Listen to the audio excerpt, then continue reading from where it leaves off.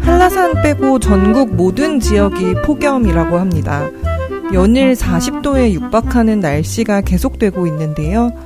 내륙에서 유일하게 폭염특보가 내려지지 않은 곳이었던 강원도 태백마저 7월 29일에 폭염주의보가 발령됐다고 해요. 시대뉴감을 들으시는 분들은 이 여름을 어떻게 견디고 계신지 여쭙고 싶어요. 다정함이란 한 끝으로 세상을 이야기합니다. 안녕하세요. 시대뉴감입니다. 안녕하세요. 시대뉴감 진행하는 다혜입니다. 오늘은 두리님과 수연 PD님과 함께 폭염을 주제로 이야기를 나눠볼 건데요. 비가 좀 내리는 것 같더니 다시 한증막 같은 폭염이 시작이 됐어요. 두 분은 어떻게 버티고 계세요? 이번 여름은 너무 힘들어서 고함량 비타민과 홍삼으로 버티고 있습니다. 저는 원래 더위도 잘 안 타고 물도 잘 안 마시는데 햇볕이 오래 쬐면 요즘은 두통이 심하게 오더라고요. 그래서 너무 햇빛이 내리쬐 때는 멀리 안 나가고 또 두통이 오기 전에 토레타 같은 이온 음료를 마시면서 극복하고 있어요. 네. 저는 선글라스랑 양산을 거의 필수적으로 챙겨 다니고 있는데요. 원래 올해 여름에 집에 혼자 있을 때는 웬만하면 에어컨을 틀지 말자 이런 원칙을 좀 세웠는데 완전히 포기했습니다. 그래서 저희가 앞서 말씀드린 대로 폭염에 대해서 좀 다뤄보려고 해요. 근데 많은 분들이 예상하시기를 폭염이라고 하면 당연히 뭐 지구 혹은 환경 이야기를 다룬다고 생각하실 수 있고 그것도 물론 중요하지만요. 저희는 이번 회차에서는 폭염을 견디는 사람들에 대한 이야기를 나눠보고 싶어요. 40도에 육박하는 더위가 물론 모두에게 힘들지만 각기 다른 무게로 다가갈 수 있다고 생각을 하거든요. 저는 저희 회사에서 썼던 기사 중에서 같이 읽고 싶은 기사가 생각이 났어요. 하나는 바로 2023년에 한겨레 신문 사회부 기자들이 썼던 씻을 권리라는 시리즈입니다. 씻을 권리라는 게 뭘까 되게 낯설 수도 있을 것 같은데요.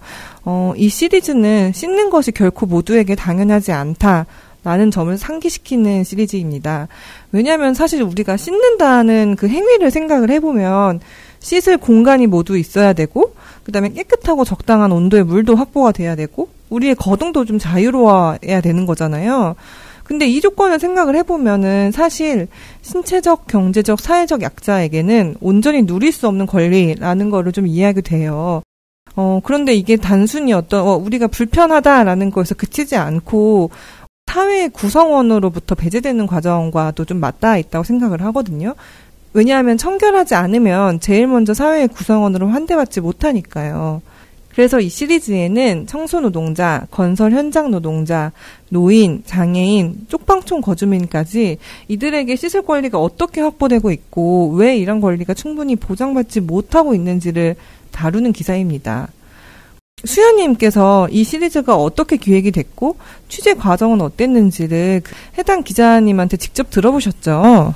2023년에 사회부 기자들이 정말 힘들게 취재했더라고요. 저도 당시 열심히 뛰었던 박지영 기자에게 직접 이야기를 들어봤는데요. 박지영 기자는 씻을 권리라는 시리즈가 외국에서 노숙인을 위해 곳곳에 설치된 이동형 샤워실 사례에서 영감을 받아 쓰인 기사라고 합니다. 우리나라와는 달리 그런 시설이 생활 곳곳에 마련돼 있었던 거죠. 이를 계기로 폭염 속 노동자, 또 장애인 등 취약계층을 위한 씻을 권리라는 키워드가 나오게 됐습니다. 박지영 기자를 포함한 사회부 기자 4명 정도가 약 2달간 취재를 했는데요. 박 기자는 당시 용산구 이태원의 청소노동자들과 함께 새벽 3, 4시경에 출근해서 현장을 직접 돌아다니며 그들의 일상을 기록했습니다. 혹시 그 박지영 기자님이 직접 쓰레기도 수거하셨나요? 쓰레기를 직접 수거를 하진 못했어요. 취재를 하느라고 네. 직접 하진 못했지만 출근해서 퇴근할 때까지 보름간 거의 함께 생활을 한 건데요. 네. 비록 박지영 기자가 이렇게 직접 뭔가 쓰레기를 수거하는 행위는 하진 않았지만 현장 취재가 끝나고 나면 머리부터 발끝까지 오물이 곳곳에 정말 튀었다고 하더라고요. 그래서 퇴근길에는 몸에서 나는 악취 때문에 대중교통을 타고 가야 되나 말아야 되나 고민이 정말 많이 했다고 해요. 네. 특히 그 취재 당시도 지금처럼 너무 무더운 8월이었거든요. 이제 네. 저희도 곧 8월이 다가오는데 8월에 취재를 했어서 폭염 속에 땀까지 흘리니까 냄새가 더 심했다고 합니다. 청소 노동자분들은 보통 하루 평균 5시간 이상 일을 한다고 해요. 새벽 어두울 때 출근을 해서 보통 사람들이 출근하는 오전 8, 9시까지 거리 청소를 하고 있습니다. 문제는 이분들이 갈아입는 작업복 집합소가 대부분 다리 밑에 위치한다고 해요. 그러다 보니까 뭔가 지상에 좀 부지가 넓은 곳에 있지 않고 다리 밑에 작업소가 있다 보니까 좀 열악하죠. 여러 가지 복지시설이나 뭐 청소노동자분들이 씻는 샤워시설, 이런 기본적인 복지시설이나 인프라가 갖추기에는 굉장히 열악한 곳이라고 합니다. 세상에, 다리 밑에서 작업복을 갈아입는다고요? 네, 보통 이렇게 도로 차가 지나가는 다리 밑에 작업소가 있어서요. 노동시설 내 휴게 공간을 의무화한 법은 이미 존재하고 있다고 하죠. 하지만 현장에서는 여러 이런 제약 때문에 제대로 적용되기가 쉽지 않다고 합니다. 그래서 정부와 관심의 실질적인 조치가 더 필요한 부분이라고 해요. 박 기자가 당시 취재하면서 가장 기억에 남는 분으로 20대 청소노동자 한 분을 꼽아줬어요. 그분이 울릉도에서 살다가 서울로 올라온 분인데, 서울에 올라와서 열심히 일하면서 서울에서 자리 잡기 위해, 자기의 기반을 다지기 위해 더 열심히 노력하면서 살았다고 합니다. 그 이야기를 들으면서 박지영 기자가 제도의 이런 미비함이죠. 일을 하면서 제대로 된 휴게시설도 없고 씻을 수 있는 시설도 없는 이런 열악한 환경에서 일할 수밖에 없는 이러한 제도의 미비함을 열심히 일을 해서 내 삶의 기반을 서울에서 잘 다져보겠다 하는 이런 개인의 노력과 의지만으로 극복하려는 현실이 굉장히 안타깝고 속상하다고 해요. 다리 밑에 그 작업복을 갈아입는 곳이 있다는 얘기를 들으니까 물론 위치가 적당하지 않아서 그랬을 수도 있겠지만, 그렇죠. 왠지 뭐 그냥 이건 그냥 저의 개인적인 의견이기는 한데 웬만하면은 사람들 눈에 띄지 않길 바라는 마음에서 거기다가 둔 거 아닐까라는 생각이 좀 들기도 해요. 맞아요. 왜냐하면은 사실 청소노동자분들이 그렇게 새벽에 일하는 게 워낙 민원이 많이 들어온다고 하잖아요. 그쵸. 왜 우리가 그러니까 보통 청소노동자 아닌 분들이 출근할 때 눈에 안 띄었으면 좋겠다고 하는 이제 이런 민원들이 갑자기 또 생각이 나서 되게 좀 속상해지는데요. 저희가 이제 이번 녹음을 앞두고 각자 같이 우리가 기사를 읽어봤잖아요. 맞아요. 좀 두 분은 어느 회차가 좀 인상 깊으셨어요? 저는 청소노동자를 다룬 회차요. 왜냐하면 저랑 동갑내기인데 안 해본 일이 없는 멋진 친구가 있거든요. 그 친구가 20대 때 한창 빚을 갚아야 돼서 쓰리잡도 아니고 뽀잡을 뛴 적이 있어요. 와. 그래서 기사를 보면서 그 친구가 떠올랐어요. 기사 보면은 오물이 튀었을 때 바로 물티슈로 닦지 않으면 다래끼가 난다는 이야기가 있는데 그런 부분은 전혀 생각하지 못했던 부분이거든요. 그래서 기사를 읽고 나서 쓰레기를 집 앞에 내놓을 때도 더 신경 썼던 것 같아요. 예를 들어 일반 쓰레기에 물기가 절대 생기지 않게 모든 걸 말려서 잘 묶어서 버린다던가 그런 저만의 규칙을 만들었어요. 되게 다정한 실천인 것 같습니다. 저는 건설 현장 노동자를 다룬 회차가 좀 인상 깊었어요. 왜냐하면은 최근 몇 년간 온라인에서 화제가 됐던 것 중에 하나가 왜 새 아파트가 지어지고 그 입주민들이 들어가기 전에 막 점검하러 가는데 네. 점검하러 갈 때마다 막 인분이 발견된다 이런 얘기가 나오고 맞아. 그게 나올 때마다 왜 그 건설 노동자들이 이렇게 개념이 없냐 막 이렇게 막 두들겨 맞는 일들이 있었는데 사실 개인을 욕할 수 없는 어떤 또 구조적인 문제가 사실 있는 거잖아요. 현장에서는 화장실을 갈 여력도 없고 그런 환경도 안 되는 상황들이 사실 존재를 하는 거죠. 맞아요. 실제로 2023년에 민주노총 건설노조가 조사한 결과 공공기관 발주 건설 현장 14곳 중 상당수가 폭염 속 기본 편의시설조차 제대로 갖추지 못한 것으로 드러났습니다.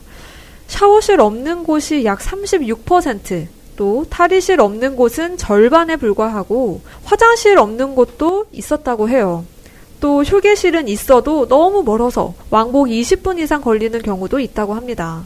이렇게 폭염 속 노동자의 생존권 여전히 현장에서는 외면당하고 있는 것 같아요. 그리고 사실 이제 형식적으로 화장실과 휴게실이 뭐 설령 있다라고 해도 멀리 있으면은 사실 오늘 여기까지 마감을 해야 되는데 그 속도에 맞춰서 작업을 하다가 다녀오기가 어려울 수도 있잖아요.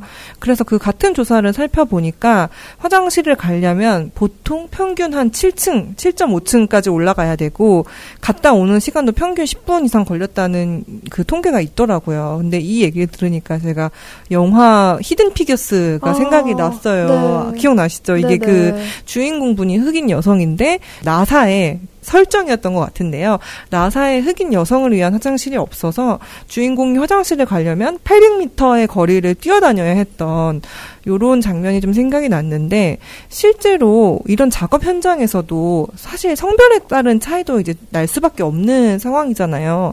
예를 들어 남성이 많은 작업장에서는 여성 노동자가 아무래도 더 힘들 수밖에 없겠죠. 같은 조사에서 이런 얘기가 있었는데요. 여성 건설 노동자를 위한 편의시설이 없다는 것도 문제였다고 해요. 여성 전용 샤워실, 탈의실이 없는 현장은 93%에 달했고 여성 휴게실이 없는 현장은 86%, 여성 화장실이 없는 현장은 29%였다고 합니다. 맞습니다. 그리고 사실 이런 성별뿐만이 아니라 고용 형태에 따라서도 좀 화장실 이용 가능 여부가 달라질 수 있다는 이야기가 저는 좀 충격적이었어요. 그 실제로 인터뷰를 보면 한 하청 여성 노동자분이 이렇게 말씀을 하셨더라고요. 그분은 이제 하청 노동자로 화장실을 청소하시는 분이었는데요. 그분이 이제 깨끗한 화장실을 좀 이용해 보려고 했는데 가로막혔다고 합니다. 그래서 그분이 이제 한번 물어봤대요. 근데 여기는 그 원청 직원, 그러니까 원래 고용된 회사 직원이 여기는 들어갈 수 있는 곳이 아니다 라면서 비밀번호를 알려주지 않아서 쓸 수 없었다고 해요. 그래서 여성 노동자들 대부분은 막 방광염 같은 병을 또 달고 산다고 이렇게 좀 말을 해서 마음이 좀 좋진 않더라고요. 한겨레 조사에 따르면 10명 중 7명이 씻지 못해서 고생한 적이 있었는데요. 이것 때문에 냄새 난다는 말을 듣거나 또 피부병이 생기고 자존감이 떨어졌다는 얘기도 들었다고 합니다. 씻을 공간이 없거나 이렇게 씻을 시간조차 없어서 그런 경우가 대부분이었고 또 시설이 있어도 그 시설이 더럽거나 좁고 같이 써야 해서 불편하다는 의견이 많았어요. 이제는 정말 씻을 수 있는 기본 환경부터 제대로 마련되어야 할 때인 것 같습니다. 맞아요. 이게 왜 씻지 않느냐라는 식의 어떤 폭언에 가까운 말을 들은 분도 있다는 부분을 보고 사실 저도 좀 덩달아 속상해졌어요. 그리고 저희가 이번 회차를 준비하면서 알게 됐는데 두리님 지인분께서 아까 말씀해 주신 대로 직접 그 청소미화원 아르바이트를 해보신 적이 있다고요. 네, 맞아요. 앞에서 살짝 언급했던 친구인데요. 일찍이 자기 사업도 시작한 진짜 멋있는 친구예요. 근데 그 친구가 그 당시에 사기를 당하기도 하고 빚이 많이 생겨서 주간 알바랑 배달이랑 쇼핑몰이랑 이것저것 같이 하면서 야간에는 미화원으로도 근무했다고 해요. 한 5개월 동안 12월부터 4월까지 중랑구에서 저녁 7시부터 다음날 새벽 5시까지 작업을 했다고 하는데요. 그럼 그 친구분은 주로 어떤 업무를 담당을 하셨나요? 그 쓰레기 수거일을 생각해보면 똑같은 시간에 쓰레기를 내놓아도 먼저 수거해가는 것들이 있잖아요. 보통은 일반 쓰레기 수거팀, 음식물 쓰레기 수거팀, 재활용 수거팀 이렇게 팀이 나눠져 있대요. 그래서 제 친구는 일반 쓰레기를 수거하는 작업을 했다는데요. 보통은 2인 1조로 움직이면서 한 명은 운전을 하고 나머지 한 명은 쓰레기를 모으고 차에 싣는 일을 한다고 해요. 그리고 쓰레기 수거일이 되면 쓰레기가 한 곳에 산처럼 쌓여 있잖아요. 저는 그게 내놓는 사람들이 그렇게 쌓아놓는 건 줄 알았는데 환경미화원 분들이 수레로 쓰레기를 실어서 한 곳에 쌓아놓는 거였더라고요. 그렇게 한 곳에 모아놔야지 빠르게 수거할 수 있으니까요. 저도 사람들이 쓰레기를 버리면서 쌓아놓는 건 줄 알았는데 생각보다 훨씬 더 직접 작업하시는 부분이 많네요. 네, 맞아요. 친구 덕분에 이 일의 자세한 프로세스를 알게 됐는데요. 쓰레기 수거 차량 운전하시는 분들도 운전만 하는 게 아니라 쓰레기 모으는 작업자가 작업을 진행하는 동안 도로가 근처에 있는 쓰레기들을 차에 싣고 그리고 그 작업이 끝나면 함께 쓰레기를 수거하는 형태로 일을 진행한다고 해요. 보통 하루에 5만 보 넘게 걸어 다녀야 돼서 발이 진짜 아프고 비 오는 날이나 눈 오는 날이 특히 힘들다고 했어요. 그리고 쓰레기 모으는 작업을 하다가 지나가는 사람들의 통행에 방해가 되거나 좀 센스 없게 행동하면 주민 신고가 들어와서 그런 부분들도 조심해야 된다고 하더라고요. 아, 이게 또 주민신고가 들어온다는 부분이 마음에 진짜 걸리네요. 네. 근데 하루에 5만 보라는 게 저는 상상이 잘 안 돼요. 왜냐면은 저희가 보통 여행을 가서 되게 많이 걸은 날도 보면 한 2만 보 정도 그쵸. 걷더라고요. 근데 그렇게만 걸어도 사실 다음날 너무 피곤해가지고 아무것도 못하겠던데, 아, 진짜 대단하신 것 같습니다. 두리님 친구분은 비록 이렇게 푹푹 찌는 여름에 하신 건 아니지만요. 그래도 그 무거운 쓰레기 봉투를 사실 던지면서 하다 보면 아무리 겨울이라도 땀이 안 날 수가 없을 것 같거든요. 그리고 사실 당연히 냄새도 뱄을 것 같고요. 그래서 그렇게 알바를 마치면 집에 어떻게 돌아가셨는지도 좀 궁금해요. 그 일하다가 땀이 나거나 뭔가 묻었을 때는 물티슈를 쓰거나 아니면 편의점에서 생수를 사서 씻었다고 하더라고요. 일 끝나고는 대중교통을 이용하기 어려워서 따릉이를 타거나 아니면 같이 일하는 분들 차를 얻어 타고 갔다고 했어요. 저는 그래도 휴식 시간은 있을 줄 알았는데 일을 빨리 끝내는 게 우선순위라서 휴식은 따로 없었다고 했고요. 근데 그렇게 근무 환경도 열악했는데 사무실이 따로 있는 게 아니라 공터에 컨테이너 몇 개 놓고 사무실로 쓰고 또 손소독제나 물비누 같은 기본 위생 장비도 제공되지 않았다고 했어요. 회사에서 위생이나 안전 관련 지침 같은 건 아예 받아본 적도 없다고 하더라고요. 생각보다 더 열악한 것 같은데요. 이게 우리나라만 특히 이런 걸까요? 노동자에 대한 처우 자체가 차이가 나는 건가 싶을 때도 있어요. 제가 예전에 호주에서 워킹홀리데이를 하면서 F&B 업계 교육을 받은 적이 있는데 그때 안전 매뉴얼이 정말 구체적이었거든요. 예를 들어서 음식점에서 근무하는데 손님이 너무 취해 보이면 술을 제공할 수 없다던가 물을 바닥에 흘리면 즉시 미끄럼주의 표지판을 세우고 닦아야 한다든가 매장마다 구급키트를 필수로 비치하고 심정지가 발생하면 어디에 연락하고 어떤 절차에 따라야 하는지에 대한 매뉴얼도 다 마련돼 있었어요. 근데 그런 매뉴얼뿐만 아니라 환경미화원이나 노동자에 대한 대우 자체가 다르더라고요. 우리나라는 사람들이 자는 시간에 안 보이는 곳에서 쓰레기 수거를 하고 또 씻을 공간도 없이 집에 가야 되는데 호주는 낮에 노동자들이 일하면서 커피도 마실 수 있고 지나가는 사람들과도 즐겁게 인사하는 분위기였으니까요. 아, 진짜 조금 다른 풍경인 것 같아요. 한국은 특히 육체 노동을 경시하는 문화가 정말 심하잖아요. 그래서 그거를 또 체감하게 되는 그런 이야기인 것 같습니다. 폭염이 이렇게 계속되면서 사실 사무실로 출퇴근하는 분들도 당연히 힘들지만요. 저도 오늘도 너무 지쳤거든요. 맞아요. 근데 결국 사실 야외에서 계속 근무해야 되는 분들을 생각하지 않을 수 없는 것 같아요.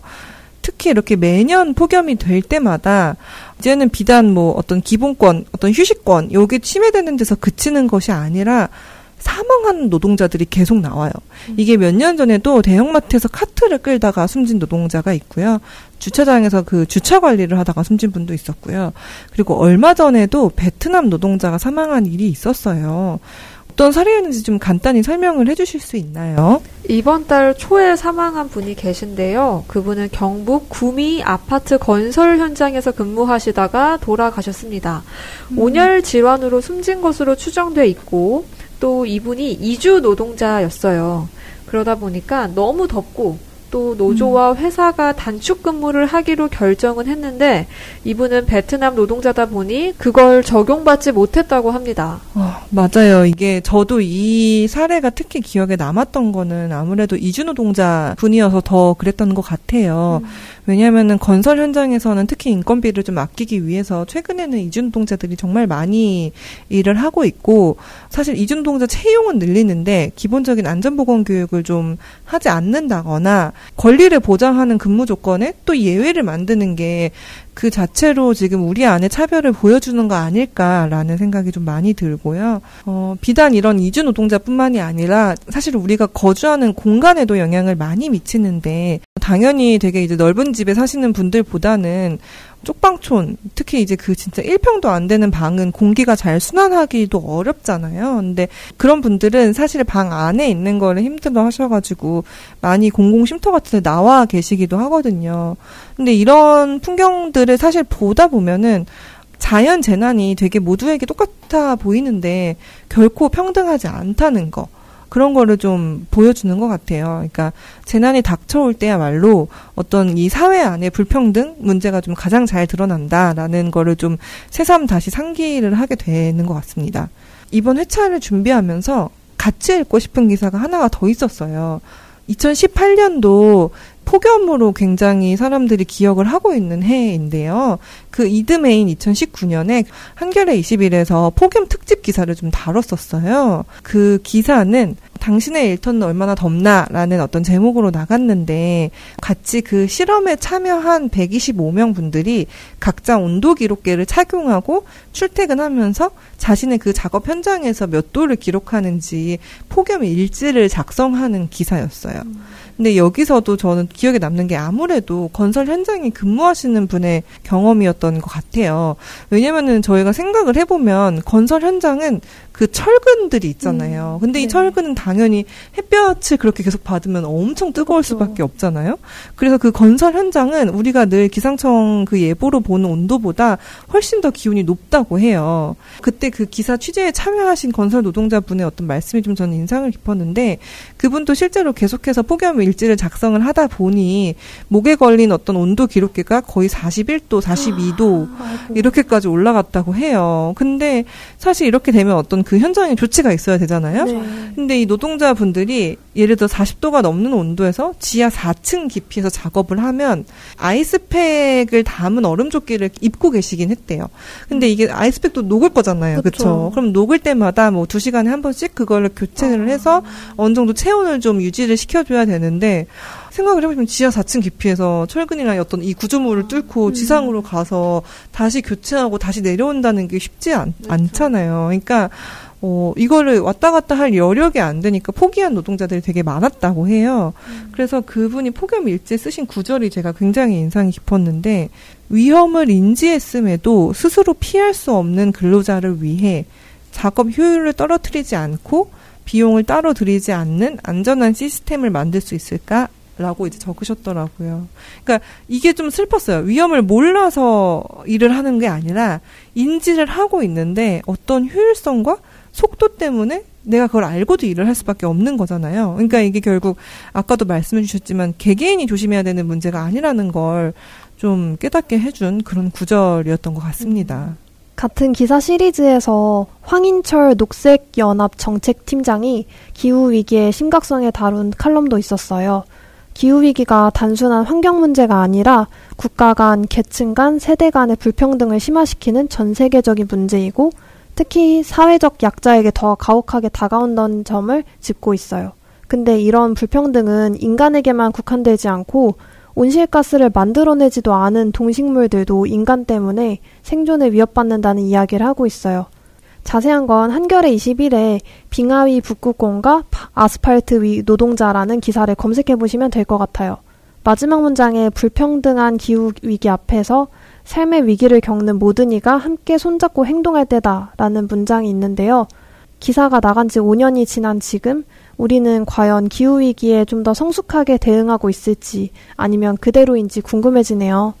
그대로의 너무 슬프지만 이 기사 시리즈에서 좀 지적했다시피 이게 노동의 형태와 직결이 돼 있는 문제이기도 하고요. 저희가 언급했던 건설 노동자, 청소 노동자 외에도 배달 노동자분들, 그다음에 전기 기술자분들, 그리고 요양보호사분들, 그리고 밖에서 도시가스 검침하시는 분들, 그리고 농민들까지 좀 한겨레 21이 좀 폭넓게 취재를 했었는데 드러나는 특징들이 있었다고 해요. 왜냐하면은 한겨레 21이 이 취재를 할 때 어느 분들을 섭외를 할까 고민을 했는데 처음에는 고용 형태를 고려해서 사실 한 건 아니고 요런 직종은 그 야외에서 햇볕에 많이 노출되겠다 싶어서 이렇게 골랐는데 막상 폭염 일지를 받고 인터뷰를 하다 보니 이런 더위에 취약한 분들에게 공통점이 있었대요. 그게 뭐였냐면은 특수 고용 노동자거나 이제 간접 고용자들이 좀 많았다고 합니다. 왜 이런 노동 환경이 나아지지 않는 걸까요? 상황에 따라 좀 다르긴 하겠지만 제 생각에는 예를 들어 노숙자분들이나 쪽방촌 주민분들 같은 경우에는 뭐 현실적으로 이동용 급수차나 목욕차 같은 거의 개수가 좀 제한적인 문제도 있을 거고요. 건설 현장은 아무래도 그 각 데드라인이 워낙 있다 보니까 그걸 맞추는 거를 최우선으로 하다 보니까 이제 좀 쉬어가면 할 수 없는 그런 문제가 있을 테고, 저희가 또 생각해보면 배달 노동자분들도 우리가 배달을 지금 시켰을 때 1시간 뒤에 받아도 괜찮아요 이러진 않잖아요. 네. 그러니까 배달 노동자들도 사실 멈출 수 없이 멈출 권리가 주어지지 않은 채 계속 달려야 된다는 그런 점이 있는 것 같아요. 그리고 잠깐 이 고용 형태를 언급을 했다시피 하청일수록, 그러니까 내가 정규직 노동자가 아닐수록 고용 형태가 불안정할수록 자신을 지킬 권리 자체가 없는 것 같아요. 그게 실제로, 그러니까 고용노동부도 이런 좀 작업 지침 같은 거를 좀 만들었다고 해요. 예를 들어 열사병을 예방하기 위해서 사업주가 작업장에 물을 준비하고 그늘도 마련해둬야 되고 너무 더울 때는 적당히 쉬게 해야 한다라고 강조하는 지침이 있어요. 근데 이런 지침이 그럼 모두가 쉴 수 있냐? 라면 그게 아니고 되게 작은 규모의 현장일수록, 그리고 정규직이 아닌 노동자일수록 이런 게 지켜질 수가 없다라는 그런 현실적인 문제가 또 있다고 합니다. 대책이 마련되거나 한 건 없나요? 아까 박지영 기자 통해 언급했던 것처럼 사실 노동시설 내에 휴게 공간을 의무화한 법 같은 제도는 이미 마련되어 있습니다. 그런데 문제는 이 제도들이 현장에서 실제로 잘 지켜지고 있는지를 점검하거나 감시하는 체제가 없다는 거예요. 그러다 보니 제도가 있어도 실질적인 개선으로는 이어지지 않는 상황인 겁니다. 그래서 저는 유럽이나 일본처럼 폭염 경보가 발령되면 일정 기준 이상으로 강제 작업을 중단시키는 조치도 한 번쯤 검토해볼 필요가 있을 것 같아요. 미국의 경우는 공공건물 곳곳에 쿨링 센터를 설치를 해서 더위에 취약한 시민들이 바로바로 그곳에 가서 쉴 수 있도록 했고, 최근에는 쿨링 센터 수를 더 늘리는 방안도 적극 검토 중이라고 합니다. 또 최근에 한국 지역난방공사에서도 참신한 시도를 하고 있는데요. 공사와 협력사 직원들이 함께 진행한 한난형 폭염 대책 공모전에서 작업복이나 안전모에 온열질환 예방 스티커를 부착해 체감 온도를 시각적으로 확인할 수 있도록 하는 것, 아까 다희님이 말씀해 주신 거 비슷한 건데, 이런 실용적인 아이디어들도 여러 가지가 나왔다고 합니다. 이런 적극적인 조치들이 더 많이, 더 빠르게 실행되고 현장에서 실제로 잘 지켜지는지까지 정부가 적극적인 관심과 개입이 필요한 것 같아요. 맞아요. 사실 이렇게 폭염이 오고 또 겨울엔 너무 춥고 이런 것들이 되게 뉴노멀이 되는 시대가 이제 됐다고 생각을 하거든요. 그래서 저도 참 그 회사 선배에게 우리 33도가 넘으면 재택근무하는 걸로 바꾸시죠. 너무 좋아요. 그렇게 막 주장을 하고 있는데 씨알도 먹히지 않았지만요. 그래서 말씀해 주신 대로 좀 경각심을 가질 필요가 있을 것 같아요. 왜냐하면은 날씨가 이제 올해만 이렇게 특이하게 덥다가 아니라 계속 더울 것 같거든요. 봄, 가을이 점점 사라지고 있는 추세여서 안타깝지만 우리가 그 뉴노멀에 맞는 생활 양식 그리고 제도를 좀 마련해야 되지 않을까라는 생각이 들고, 사실 그 최근에 제도가 좀 개정된 부분이 하나 있기는 해요. 뭐냐면은 올해 초에 고용노동부가 폭염에 대비해서 산업안전보건기준 규칙 개정안을 입법 예고를 했었어요. 요게 규칙이라고 하면 이제 산업안전보건법 그 아래에 있는 어떤 그 세부 법령 중 하나라고 생각을 하시면 되는데, 요게 딱 그런 내용이에요. 체감 온도가 33도 이상인 작업장에서는 2시간마다 20분 이상 휴식을 보장하고 냉방장치나 통풍을 갖춰서 노동자가 열사병 등 건강장애를 입지 않도록 하라라는 내용이에요. 근데 이게 되게 당연해 보이잖아요. 사실은 그 노동자들의 우리가 권리를 생각을 한다면. 근데 이게 사실은 통과되기까지 좀 우여곡절이 있어서 안 될 뻔했는데 그래도 다행히 최근에 이게 통과가 됐다고 합니다. 그래서 제도적으로 또 이런 좀 혹한기에 대비한 노동자들의 안전장치가 계속 도입되는 것도 좀 필요할 것 같고, 또 중요한 거는 사실 노동 관련 관계법이나 그런 제도들 중에서 사업장 규모나 고용 형태에 따라서 그 아까 저희가 계속 얘기했다시피 차별적으로 적용되는 것들이 되게 많아요. 근데 이런 규정은 뭐 날씨를 우리가 인간이 컨트롤할 수 있는 건 아니잖아요. 그러니까 좀 누구도 여기서 배제되지 않게 좀 실천할 수 있으면 좋겠다라는 좀 생각도 해봤습니다. 또 뭐 그리고 저희가 뭐 제도를 만들 수 있는 사람은 아니지만 이런 극한의 날씨가 좀 뉴노멀이 되는 상황에서는 뭔가 이 빨리빨리의 마음, 그 우리나라 특유의 그 문화? 그런 거에서 좀 자꾸 저 역시도 벗어나는 연습을 해야 되지 않을까? 나도 좀 어떤 불편함을 감수하는 연습을 해야 되지 않을까? 좀 그런 고민도 해보긴 했어요. 맞아요. 다혜님이 말씀해주신 것처럼 그런 문화를 바꾸기 위해서는 개인의 다정한 노력도 참 중요하다고 생각해요.